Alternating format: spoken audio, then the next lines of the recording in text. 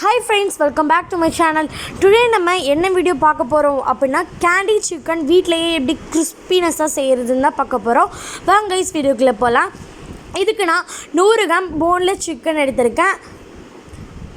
Bread slices இருக்குல அதை வந்து ரவுண்ட் ஷேப்ல கட் பண்ணி எடுத்துக்கோங்க. இந்த மாதிரி நான் பண்ற மாதிரி நீங்களும் கட் பண்ணி எடுத்துக்கோங்க. இந்த மாதிரி கட் பண்ணி அந்த ரவுண்ட் ஷேப் மட்டும் நீங்க எடுத்து வெச்சுக்கோங்க. பாருங்க இந்த மாதிரி தான் இருக்கணும் உங்களுக்கு ரவுண்ட் ஷேப். இந்த மாதிரி பிரெட் சைஸ்லாம் கட் பண்ணி வெச்சுக்கோங்க.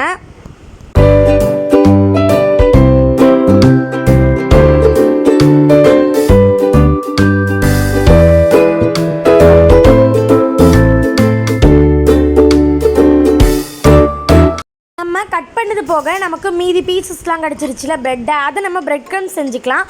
பிரெட் வந்து நல்லா அரைச்சி அதை வந்து நல்லா நான் வறுத்து எடுத்துக்கிட்டேன்.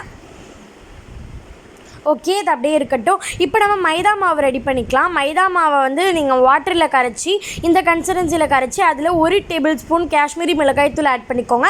1 டேபிள் ஸ்பூன் அளவுக்கு நீங்கள் உப்பு ஆட் பண்ணிக்கோங்க. இதெல்லாம் ஆட் பண்ணி நல்லா வந்து மிக்ஸ் பண்ணி விட்டுக்கோங்க. நம்ம ஏன் காஷ்மீரி மிளகாய்த்தூள் ஆட் பண்ணுறோம் அப்படின்னா அப்போ தான் நமக்கு சூப்பரான கலர் கொடுக்கும். அதனால தான். இப்போ பாருங்கள் கைஸ் சூப்பரான கலரை நான் நல்லாவே வந்து மிக்ஸ் பண்ணி எடுத்துக்கிட்டேன். இப்போ அது அப்படியே இருக்கட்டும். இப்போ நம்ம வந்து நல்லா அரைச்சி வச்சுருக்கோம்ல போன்லெஸ் சிக்கன் அதில் இப்போ நம்ம மசாலாஸ்லாம் ஆட் பண்ணோம் என்னென்னு பார்க்கலாம். நான் இன்றைக்கி 1 டேபிள் ஸ்பூன் மிளகாய்த்தூள் ஆட் பண்ணியிருக்கேன். கரம் மசாலா 1 டேபிள் ஸ்பூன், ஜீரகம் 1 டேபிள் ஸ்பூன். இப்போ நம்ம பிரெட் க்ரம்ஸ் வந்து நல்லா வறுத்து வச்சுருக்கோம்ல அந்த பிரெட் க்ரம்ஸ் கொஞ்சமாக சேர்த்துக்கோங்க. இப்போது 1 டேபிள் ஸ்பூன் அளவுக்கு உப்பு ஆட் பண்ணிக்கோங்க. கூட கொஞ்சமாக வாட்டர் ஆட் பண்ணி நல்லா தலை வந்து பிசைஞ்சு எடுத்துக்கோங்க. ஓகே இப்போ வந்து ரெடி ஆகிடுச்சு. இப்போ இதை வந்துட்டு நீங்கள் அந்த லாலிபாப் வைக்கிறதுக்காக நம்ம அந்த பிரெட் பீசஸ் இருக்குல்ல அதுக்கு நடுவில் இந்த மாதிரி வச்சு சாப்ஸ்டிக் வச்சு அதுக்கு மேலே வந்துட்டு இன்னொரு பிரெட் ஸ்லைஸை வந்து க்ளோஸ் பண்ணிவிடுங்க. இந்த மாதிரி நீங்கள் வந்து எல்லாத்துலேயுமே ரெடி பண்ணி வச்சுக்கோங்க. அந்த ஓரத்தில் நல்லாவே வந்து க்ளோஸ் பண்ணுங்கள். அப்போ தான் நம்ம உள்ளே வச்சுருக்க ஸ்டஃபிங் வெளில வராமல் இருக்கும் நம்ம பொரிக்கும் போது. ஓகே இந்த மாதிரி நல்லா க்ளோஸ் பண்ணி இப்போ நான் எல்லாத்தையுமே ரெடி பண்ணி எடுத்துக்கிட்டேன். இப்போது நீங்கள் என்ன பண்ணணும் அப்படின்னா நம்ம வந்து மைதா மாவு வச்சுருக்கோம்ல அதை வந்து நீங்கள் டிப் பண்ணி எடுத்துக்கோங்க 2 சைட்ஸுமே. பாருங்கள் இந்த மாதிரி நல்லா வந்து படுற அளவுக்கு நீங்கள் இது மிக்ஸ் எடுத்துக்கோங்க. ஓகே இப்போ நல்லா மிக்ஸ் பண்ணிட்டோம். இப்போ வந்து பிரெட் க்ரம்ஸில் வந்து போட்டுக்கோங்க. பிரெட் க்ரம்ஸில் போட்டு இந்த மாதிரி வந்து நல்லா எல்லா இடமும் படுற மாதிரி வச்சுக்கோங்க. அப்போ தான் நல்லா வந்து நமக்கு மொறுன்னு வரும்.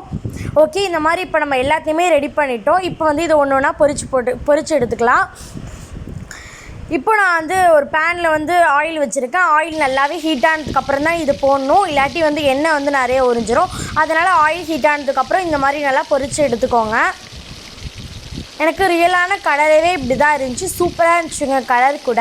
கண்டிப்பாக வீட்டில் ட்ரை பண்ணி பாருங்கள். குழந்தைங்களாம் இப்போ வீட்டில் ஹாலிடேஸில் இருப்பாங்க. கண்டிப்பாக அவங்களுக்குலாம் நீங்கள் செஞ்சு கொடுத்தீங்க அப்படின்னா இதே தான் கேட்பாங்க. ஸோ கண்டிப்பாக வீட்டில் ட்ரை பண்ணி பாருங்கள். ஹாலிடேஸ்க்குலாம் இது சூப்பரான டேஸ்ட்டு.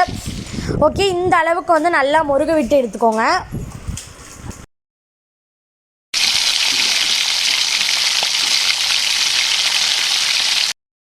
ஓகே அவ்வளோதான் கைஸ் சுவையான கேண்டி சிக்கன் வீட்டிலே ரெடி ஆகிடுச்சு.